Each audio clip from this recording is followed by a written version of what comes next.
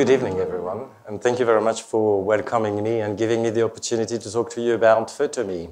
So, PhotoMe is the worldwide leading operator of non-food, non-attended vending machines. And we are mostly known for the photo booth, but we also operate kiddie rides, photo printing kiosks, and more recently, we've gone into self-operated laundrettes. We've been around for over 50 years. PhotoMe started in the UK, merged with a French company called Kiss to become what it is today. And it is a very profitable business. It is generating a lot of cash. And we've got a strong balance sheet. And I think we've got a strong history of delivering high returns to shareholders. We operate over 15 countries. The three main countries we operate in are France, the UK, and Japan. But we also operate in other places like China, all around continental Europe, and we're starting in the United States as well. As you can see from the slide, we've got the third slide that we have, our major estate of machines consist in photo booths, and they're mainly placed in continental Europe. And in Asia, that will be mainly in Japan, as I've explained it to you. Our photo booths are mainly used to do identity photos for passports applications, for driving licenses, and also more recently, do 3D products. And I will talk to you a little bit later on about what we do around the 3D and how we are developing applications to make the identity standards more secure with 3D. We operate also printing kiosks, and the key thing about PhotoMe is really the team of engineers that we have around the countries we operate in. When you work with supermarket chains like Sainsbury's or Tesco, or when you work with national railways, you need to be able to place photo booths everywhere throughout the country. You can't just select the places where you want to put your photo booths. And you need to be able to go and service these photo booths. So no one else other than PhotoMe is able to deploy the estate of photo booths or vending machines that our site owners would need. In Europe, in terms of identity photo, in terms of photo booths, we are by far the largest and the only operator which is able to offer what we are offering. And that's through a number of things. First of all, the long-term relationships we've got with our site owners. The last thing they want is to have an issue with the photo booth, which is in the hallway. All they want is they want to have their commissions at the end of the month. They want to know that it's going to be paid, and they want to know that they're not going to have any issues with the maintenance. And so the relationship we've got with these people are extremely important. And this is how we retain most of our sites. I talked about the network of engineers as another barrier to new entrants. But also, I think we've been investing in the last few years pretty heavily in the modernization of our machines. We completely redesigned the photo booth. No other photo booth operator, whether small or whatever, has got that product. Also, quite a lot of these machines now are 3D enabled, which you will understand why it is important when I get to talk about the 3D standards. Also very important to know, all our new generation of photo booths are equipped with technology that enables us to monitor the photo booth remotely. So if a photo booth breaks down, we will know it right away. There's a message that is sent directly to the field engineer that is in charge of that area, to know that the photo booth either is out of paper or stopped functioning or hasn't been taking money for more than 24 hours, etc., etc. So again, this is something that is pretty unique. We've got three big type of site owners We've got the big supermarket chains. They like the fact that we can offer an whole range of products, not only the photo booth, but also the printing kiosk, and now the self-attended laundrettes. Transport companies, so railways, tube stations, etc., and shopping centers, or what we call specialized retail. Our business is relatively simple. Okay, we've got a pool of assets, and we try to yield the maximum return on those assets. So we buy a machine. A photo booth is about $4,500, $5,000. Okay, and a laundry is about $20,000, let's say. Okay, our principle is very easy. It needs to pay back cash-wise within 12 months. Otherwise, we don't do it. Net after you No, gross. So the takings, the money that we collect from the till needs to equate in 12 months the price of the machine. And what happens out of a gross taking, you shade off the VAT, and then you pay a commission to the site owner. The commission varies from product to product and varies from country to country. On average, it is about 30%. On laundries, we pay 15%. On the new Stark booth, we pay 25%. And on traditional photo booths, it was more around 30 to 35%. So that's why it's important for us to move more towards the new Stark booth, because we managed to negotiate lower commissions. Why? Because it's a new product, because it's more attractive, because it drives traffic. So we justify a lower commission rate, which expands our margins, obviously. Sorry, but Mr. Big Supermarket Group says, right, we'd like you to, yeah, we love the laundry concept, go ahead with it. I mean, what do they commit to? Do they commit to anything other than offering you their rentals, their space? So what they do is they give us 2 parking spaces and power and water. So we pay for the connection, but they pay for the utility bill. Which is why the investment in the laundry is slightly higher than the investment in a photo booth. A photo booth, it's very easy. It's just a plug, basically. And it's not that heavy, so transport is pretty easy, etc., etc. The laundry is a little bit more complicated, but they love it. They love the laundry because we're transforming a non-revenue-generating space into a revenue-generating space for them. It's very competitive to have space inside the shop, but outside the shop, it's relatively easy, which is why we've got a much lower commission rate on the laundries than we have on the photo booth.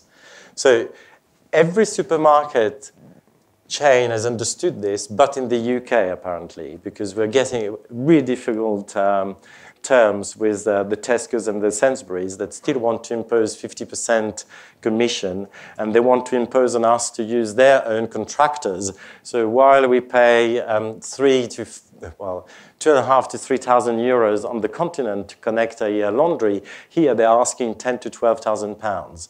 So what we're doing in the UK is we're placing our laundries on different sites. We've started with petrol stations. Usually petrol stations in front of supermarkets, because you get the traffic from the supermarket, right? And then they can see it. So we're doing this. And while Tesco in the UK does not understand the product, Tesco in Ireland has understood the product, and they've signed up for 50 laundries. So most of the Tesco's in Ireland are going to be equipped with our laundrettes within the next 2 months. And hopefully, that's going, the UK is going to hear about it.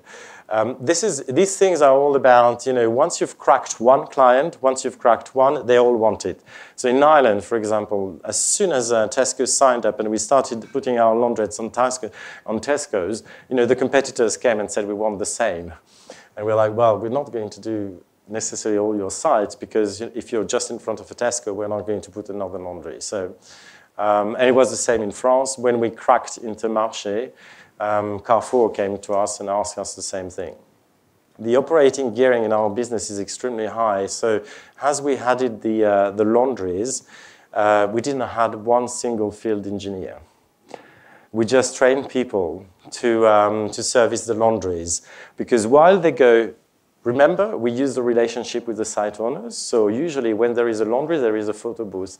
So if the guy services the photo booth, he's going to do the laundry at the same time. When I first came to London, the problem was that not many people had washing machines, so everybody went to the laundrette. And there were probably, I don't know, a laundrette on every single high street.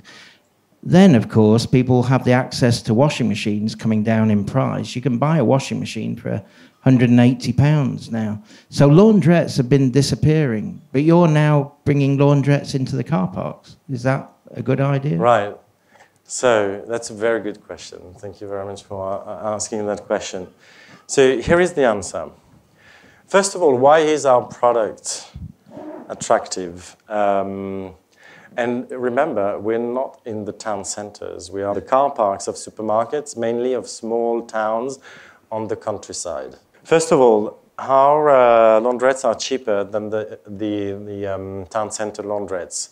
You pay about £10 when on the town center you pay about £15.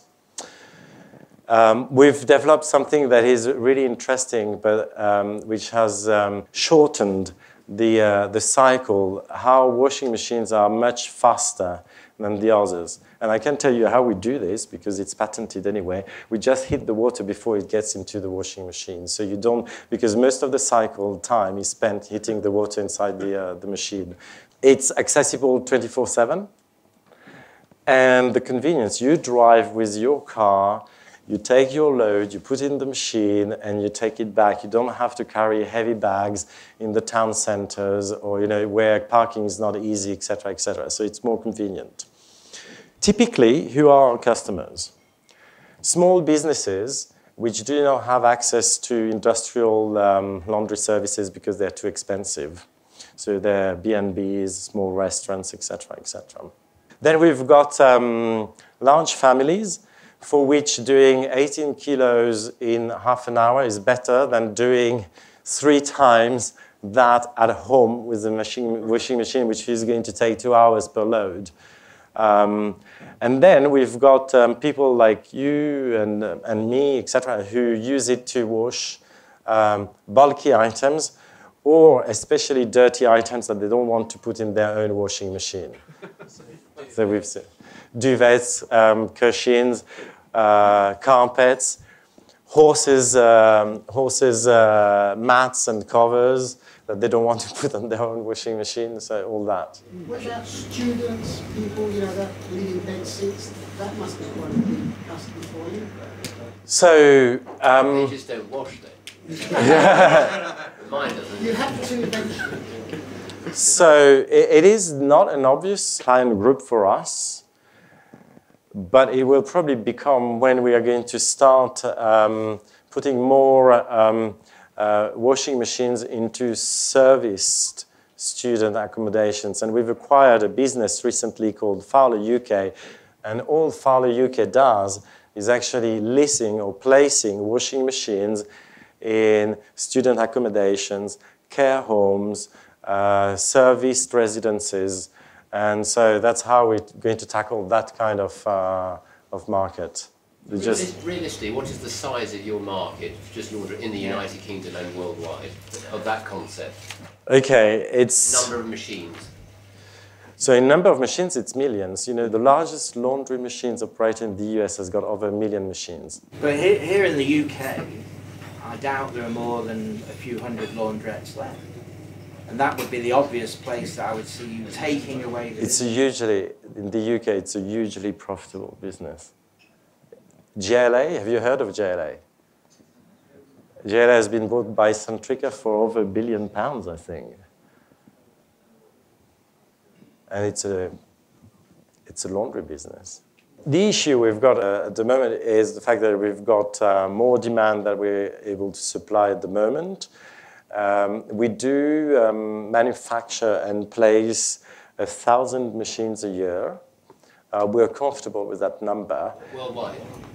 Worldwide. we're comfortable with that number at the moment because we just want to have it to make it right.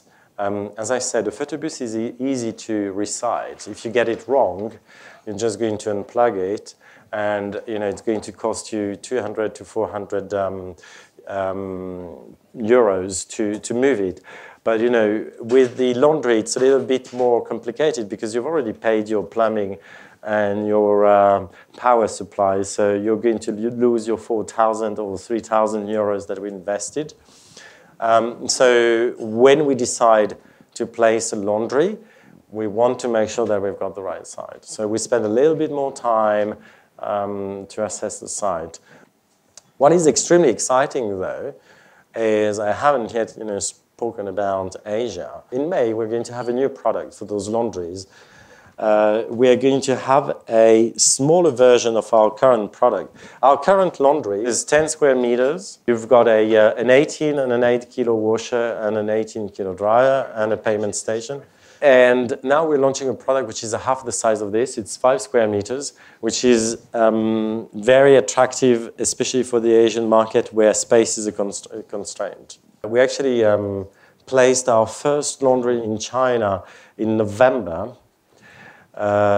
And people were queuing to try the machine. So it's been pretty good. But actually, in which country the product is the most successful?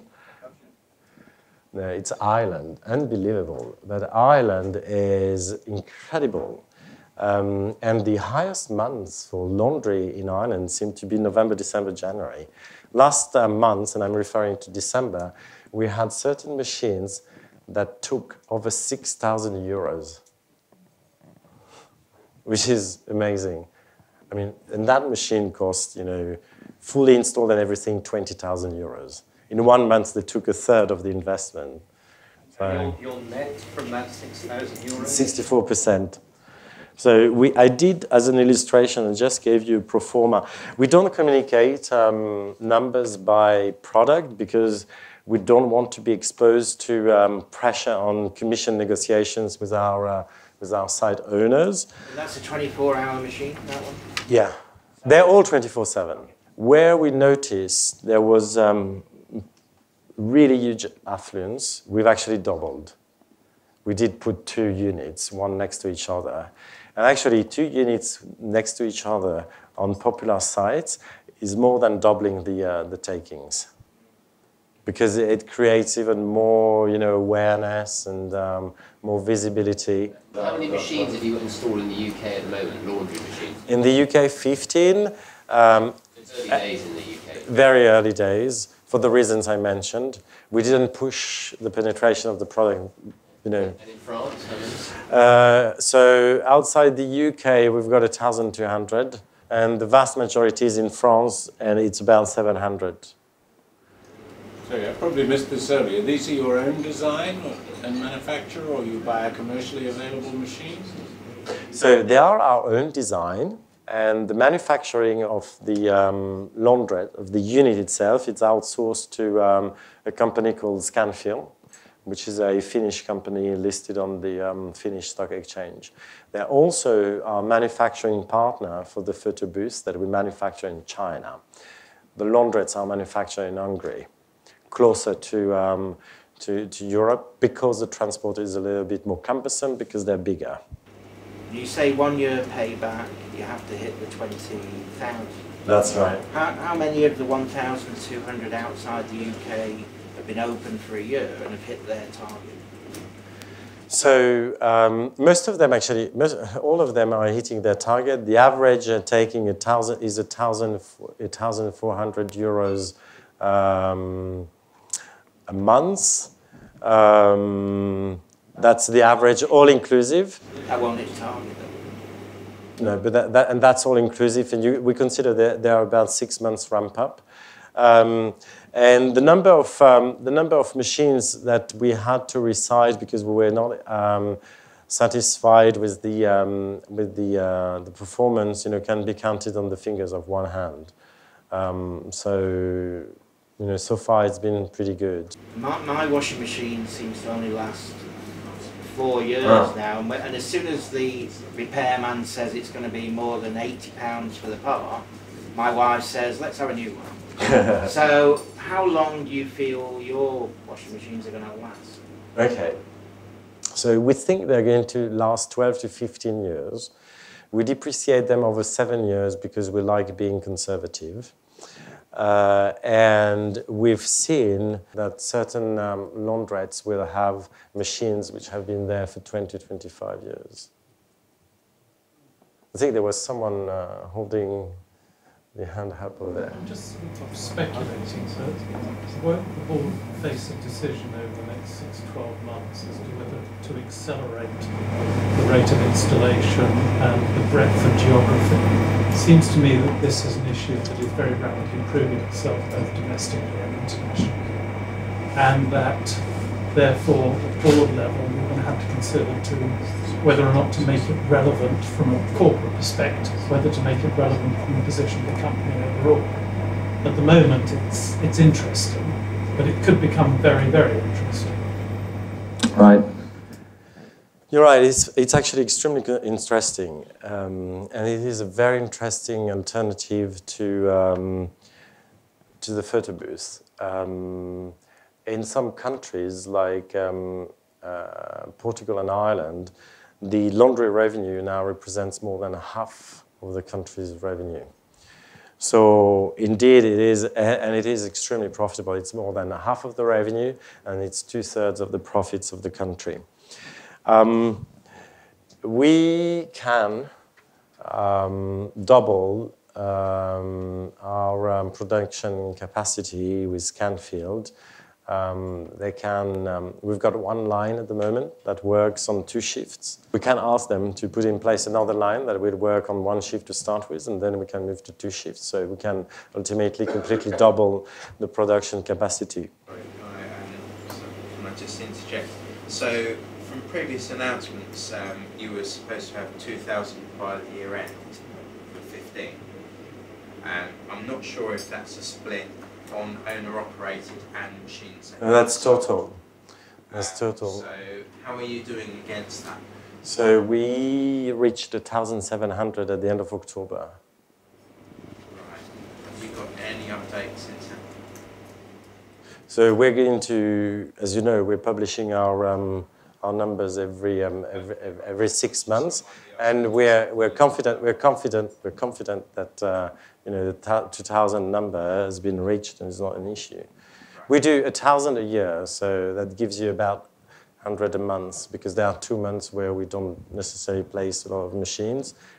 Do you think that the laundry will become the same size as the photo booths? Do you think it will be bigger? So it can.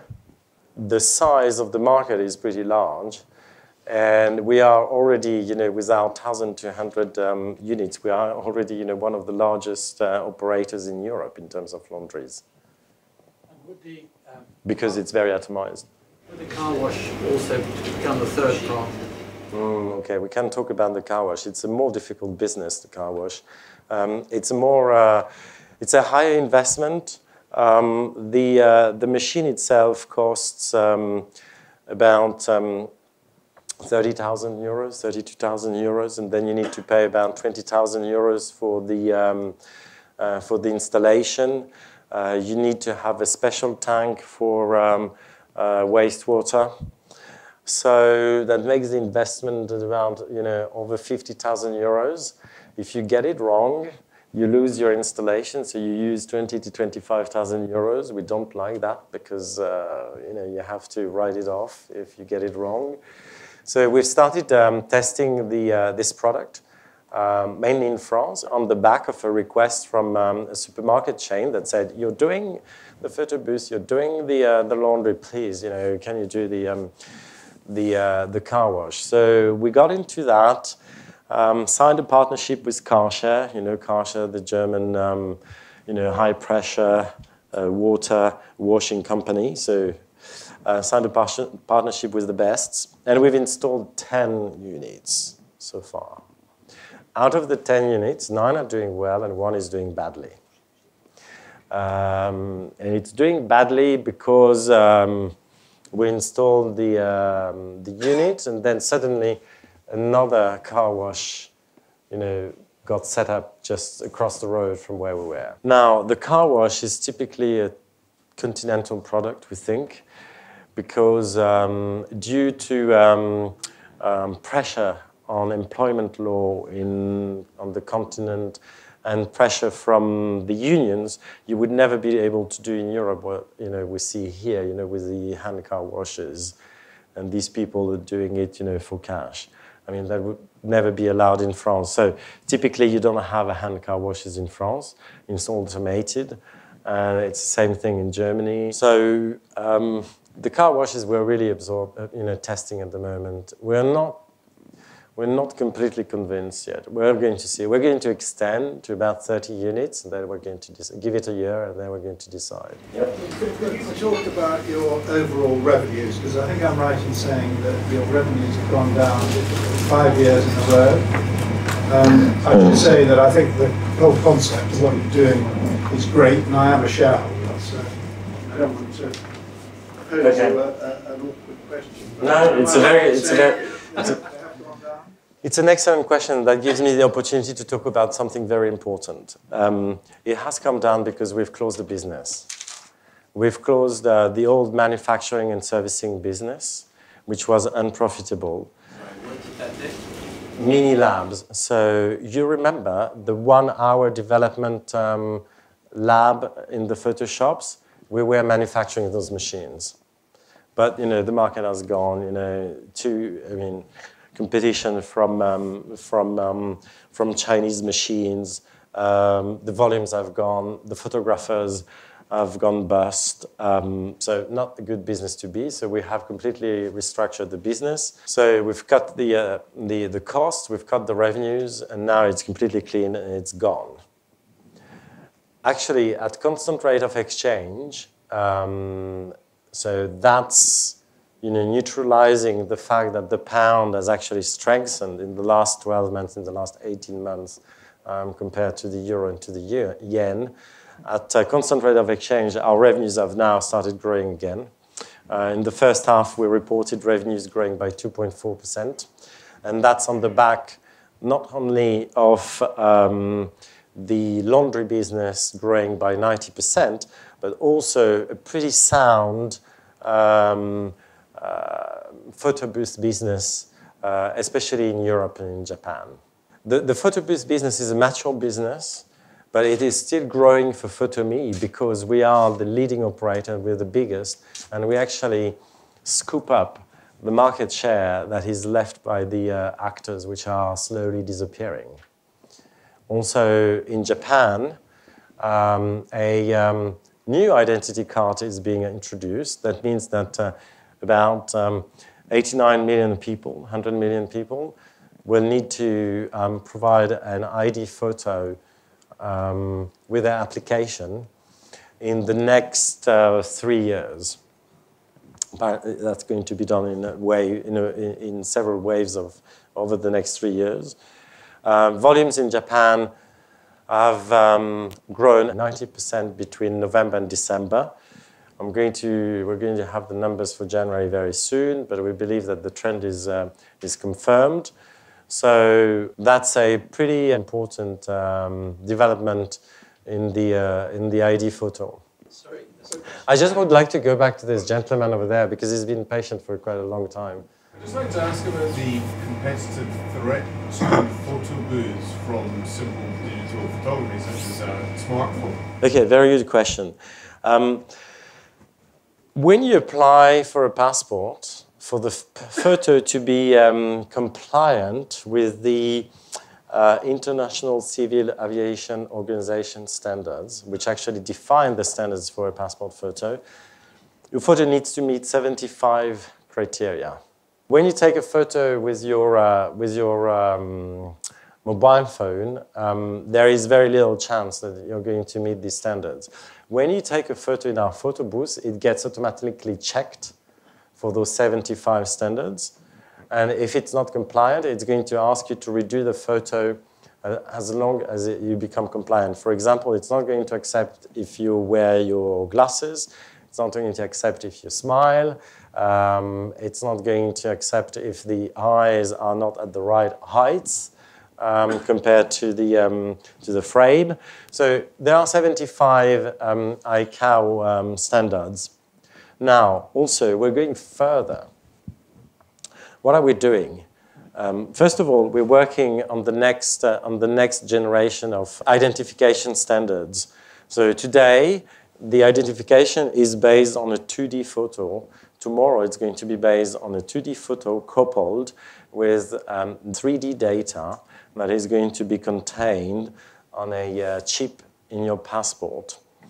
And that 3D data is going to be things like the angle of your nose, the distance between your ears, the distance between your eyes, the angle of your eyebrows. I think there are, I can't remember, there are about 150 to 200 parameters like this which have been listed. And that's why we're actually making all our PhotoBooths 3D enabled. Because we are the only people at the moment able to take a 3D photo in one shot. So no rotation, nothing. It's just one shot with 8 cameras dispersed in different places in the photo booth. Moreover, what we're doing is we are actually linking our photo booths to the central governmental repositories of photos. So in France, we've just launched this new product. The French government was actually had 2 concerns. The first one is that they wanted to reduce the cost of the administration of the driving licenses, and 2, they wanted to make the driving licenses more secure. So they've asked us to develop a system, which we have, where you go into our photo booth with your application reference number. You apply, you retrieve the application, you take the photo is sent directly from the photo booth to the administration, and securely, so it can't be tampered with. We're also working with a number of other governments. In China, we've got another initiative, which is also based on the fact that our photo booths are linked with the administration, and checks are performed directly at the source, so when the photo is taken. So yes, there could be a threat, although we don't see a threat at the moment, and there aren't, we can't see volumes really going down due to the fact that people are taking photos or printing photos with applications that can be downloaded. But we're going further than that. We're developing the next generation of standards, which will not be anyway able to be replicated with equipment you've got at home. Effectively, regulation is going to protect your business because you're a trusted provider of these photographs. Yes, and we're working with these people in a very closely. We're also the only people who can actually do it for them. Because if a government tomorrow wants to do that, so if they say, okay, we want to have all passport photos, they need to be 3D, okay, from tomorrow, who's going to buy the machines for them? It's going to cost them a lot of money. Are they going to start buying machines and put them in their administrations and have people go in their offices? No, it's much easier to come to us and say, you do it with your machine. We're going to make sure that we refer you as the preferred supplier or the unique supplier, and you do all the investment and you take care of this, and we don't have to worry about it. For them, it's much easier. Sorry, question for you. On your page 1 statement, you said, I think you said Asia was 20% revenue, Japan was significant. How much revenue was derived from Japan? Have you got that breakdown? I think it's about 17 or 18%. 17%, and then obviously that's been very strong since. Yes, indeed. Yes. And we've also benefited from the fact that the yen has suffered. Yes, it's gone 189. From 190 to 165 today. Okay. That's great. And then, are there any other 3D booths enabled in terms of your key territories? Any other than? Sorry, I mean in terms of competitors. Oh, not that I know of. So you're the only person in continental Europe that have the ability to go 3D. And in one shot. You can see, I think you will find machines where you stand in the middle and they turn around you. You may have seen those. Okay. And how, sorry, in terms of your base of machines, what percentage are enabled to be able to be 3D enabled? So at the moment, actually, I don't have that percentage. It is, we're just starting. But if we want to do it, it's not a big issue to do it. It is one software, it is a software upgrade, and it is placing an additional set of cameras on the existing machines. And I was told that the investment to make a standard booth, to make it 3D enabled, is about 400 euros. 400 euros per unit, which is really not an investment expense. But. Just coming back to this ID card in Japan, which could, for a 3-year period, generate a lot of revenue. What happens after that? Are you going to struggle to replace that revenue? So, after that, you get into the renewal. I understand that the card needs to be renewed every 5 years. Then you get into, you benefit from the demographics. Every new generation which gets over 18 will need to have one. And then, hopefully, some people will lose it as well, and we'll have to get a new one. So you think, having established a level, your forecast would be almost to maintain that level? It's very early to say, and it's very, very early to say. We've got 40% market share in Japan at the moment.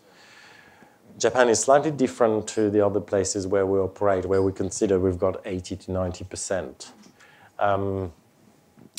But also we're working to now increase this market share through this initiative by doing a number of things, which is including we are going to deploy an additional 1,000 photo booths over the next 18 months in Japan. So I will be able to tell you a little bit more about what sort of volumes we think we're going to get. We just want to see how it's going to evolve. But we've done a release. We issued an announcement in January just to say that the volumes were higher than we expected. It sounds like you're exposed to the euro and the yen. How much, and the yen sounds like it's gone in the right direction for you, but how much do you impose hedging? Okay. The exposure we have is translational only. Okay, we don't have really transactional exposure because the photo booths are bought and paid, pretty quickly, etc., etc. There is quite a high degree of natural hedging within the P&L because the revenue and the cost of one country is in the same currency. Okay, so the effect you see on the revenue really flattens down by the time you get to the profit line. Now, we could hedge or we could not hedge. The board has decided not to hedge, which personally I think is the right decision. Why? Because anyway, hedging is just a presentation issue. Either you show the cost, either you show the FX loss, within your operating profit, or you show the cost of hedging in your financial, costs. So we don't do it. And I think it's just simpler because rather than having to wonder ourselves, what we should do in terms of aging and so on. And we're not that big a company, So we don't have a large treasury department, with specialists. So we take the FX difference on translation, which is really the translation of the financial statements of our subsidiaries overseas. That's how we handle it. I think it's simple, it's pragmatic, and it's understood by investors. Can you give any guidance on year-end cash position and when the special dividend will be paid? So no. So apologies if I'm asking something you can't answer. Yes, so, okay, here is what I'm going to tell you. We are actually covered by 3 analysts, FinCap, Libram, and Canaccord. And I would invite you to look at their forecasts, because we don't issue forecasts. We communicate in January saying that if the volumes that we've seen in Japan are confirmed, we will issue a forecast update at the end of February, beginning of March. And the 31st of October, we had about £70 million of cash. Beyond the 50 million? We had 68 million of cash at the end of October. And we haven't made any major acquisitions. Right. And what was the thinking behind the Canaccord appointment? Because obviously you had FinCap and you've then got someone else involved as well. So I think the board a couple of years ago decided to have joint brokers. FinCap has been working with us for a while, and we worked with Libram for a year, and I think they were doing a good job, but I think in terms of relationships, we decided to switch to Canaccord. But we like the idea of having 2 advisors as 2 brokers. Gabriel, I have a question. How would your business be impacted by if, for example, the UK left the European Union, 50% of your business is in continental Europe? Have you made any plans, or can you see any problems if that was to arise? Okay. How could it be impacted? Is it going to change the currency issue? Not really, other than the fact that maybe the pound may become more volatile, but we'll see that. It has been pretty volatile actually in the last 18 months. Sorry. It could improve the profits. Yeah, I mean, then it could impose. If anything, could impose more controls, which would require more identities and so on. I don't know. All our machines, anyway. There is, as I said, the businesses are, rather contained within the countries. They're operated, independently. They're operated, as unique businesses, and all we do is we leverage the volumes, to buy our photo booths at a better price, to buy our laundries at a better price, to buy the paper at a much better price, and that's not going to change, I think. From our perspective, we don't see this as a major threat for us as PhotoMe International. In your annual report, your largest shareholder is clearly on the board, so he's in a great position to see the company. However, your 3rd largest shareholder, with what was in the annual report at 17.6%, I understand it, has now completely sold out all their holdings. Can you explain what they're thinking? Right. So Philippe Val, okay, sold completely the holding in the last month. And we don't know why he did it. I don't have contacts with him. Why he's done it now, I don't know, to be honest. Whether his timing was right or not, I won't comment.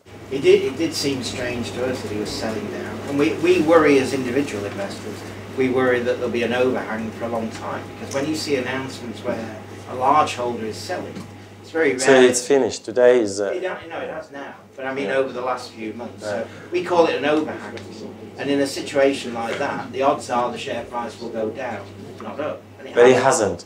Well, it's gone down a little bit. It certainly did. It's back to 152, which is exactly where it was at the beginning of January. while, you know, most shares have lost, you know, 10 to 15%. What else can I say about this? Yes, it is a concern, but, you know, on another hand, you know, many actors in the city have asked us for a long time how we could create liquidity for the share, and I think it's good news in terms of liquidity. So do you know where they've gone? Well, no, I don't, because they were waiting to, you know how the brokers are, they would only give you the information after the traders. They've probably been working hard to place it, surely. That's what they do. They earn money by moving them from one place to another, so they should know. I know where some have been placed, because we know we've got the shareholders, shareholders register analysis at the end of January, but I don't know where they are today. I mean, people who've taken shares are people like Fidelity, Artemis, institutional investors. Actually, you know what? I think I've got that piece of data with me because I knew that could come up. They're all institutional investors, yes, here it is. Yes, Fidelity, Artemis, Unicorn, BlackRock, River Mercantile. Yeah, all good names. And how, I mean, this is great that you're here tonight. In fact, the cynical amongst us here said to me, this is a big company, they wouldn't normally come to talk to lots of small investors. Maybe it's because they overhang all the shares that need to be sold by one institution. You would help by getting lots of smaller individuals in.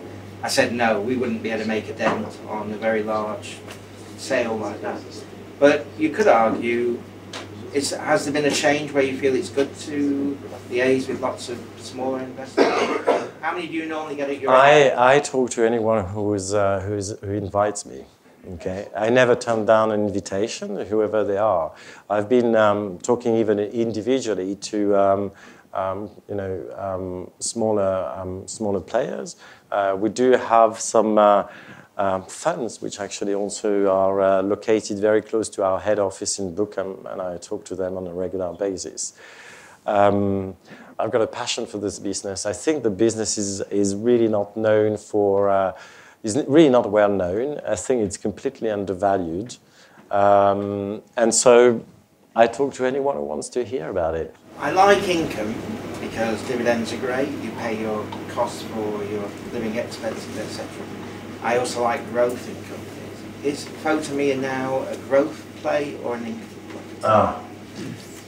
Thank you very much for the question, because that would lead me then, you know, that would be my conclusion. So PhotoMe is actually perceived as an income share, and we're delivering substantial incomes. So I just remind you that we've committed to increase our ordinary dividend by 10% for the next 3 years and distribute any cash above £50 million at the balance sheet date by the way of special dividends. So that makes us, and we've been, you know, paying substantial dividends, you know, until now, and we carry on doing this. But it is also now, I think, it is a great share for growth. And I think, you know, in the short term, laundry and ID photo in Japan, and in the medium term, we're going to start having these identity and security strategies with the governments, and then longer term we've got the 3D. So you're going back into an investment phase. So is that 10% commitment a maximum or a minimum in terms of dividend growth? The 10% dividend growth is what we committed. So it is a minimum and a maximum. It is the commitment we've taken. Now, then the special dividend, there is no ceiling to the special dividend, right? By the way we've defined it. We said anything above 50 million. You're going to be spending on cash to do that. And if you're getting into investments, are you going to... We've got a very pragmatic, actually, you know what? No, our product development is really cheap and pragmatic. If you look at what we've done for the last 10 years, R&D costs £3 million a year, more or less. You know, it's consistent year on year. And the way we do it is we don't spend a lot of money doing huge market surveys or huge surveys or implying, expensive consultants. We do it in-house. We've got a team of about 20 engineers in Grenoble. It's all led by Serge Krasniansky, our CEO, who by trade is a nuclear engineer. And we try it. If it works, great. If it doesn't work, we kill it. We haven't spent too much money. We just kill it, move to something different. This is just the way we do our R&D. This is the way we do our product development. And we think it's a very valid way to do it. It's completely de-risking the R&D investment. Why the obsession with it? You're making a return on capital of over 25%. Why the obsession with the dividend? It would be better to buy back your shares, wouldn't it? Okay, if we buy back our shares, okay, we're going to reduce liquidity again. I'm not sure whether that would be that well perceived. I've had the question many times, and many times I've said, do you really want us to buy back our shares? Because then you're going to have less shares available. Are there any countries in the world that you would really like to be in, but you just can't get in there at the moment? I don't think so. I think we are going into the countries with the right products. Typically, the United States is not an ID photo country. Okay, it's not. People don't travel that much. Don't need passports, or the need is very small, and it's very spread. So it doesn't make it worth it for us. However, it seems that there is a real appetite for our laundrettes. We've started, a little bit slowly with our laundry units, and they work pretty well. And then I think we're going to also roll out our printing kiosks. You know that the leader in terms of photo printing kiosks is Kodak. You know what a printing kiosk is. It's to print your photos, right? That's what you get at Booths. Kodak has completely given up. They've gone bankrupt. Their printing kiosks have not been serviced. They're really old. They haven't done any R&D, any innovation. And again, some of our partners, namely Carrefour in France, came to us and said, I can't deal with these printing kiosks anymore. Surely you can do something. So we've developed a printing kiosk, which you can see here. And it's this one, which is anything like, I don't think you've ever seen anything like this, when you try to print your photos at Booths. So it's very modern, it's very visible, it's got 2 screens, it's got connectivity to any mobile device and so on. So it's a completely new product. It's trialed with Carrefour. Carrefour I've got 4,500 printing kiosks from Kodak. The contract with Kodak comes to an end in November, and we're probably going to take over that. Worldwide, Kodak has got 100,000 printing kiosks that I think they will not be able to replace with anything compelling or anything interesting. So I think the US, it's going to be, again, different. It's not going to be a typical country for the ID photo. But we're going to look there where we can do. I think laundry is huge in the US. Thank you very much. You've answered all the questions, and they were non-stop. So if we could thank Gabriel for coming along and helping us. Thank you. You're welcome. My pleasure.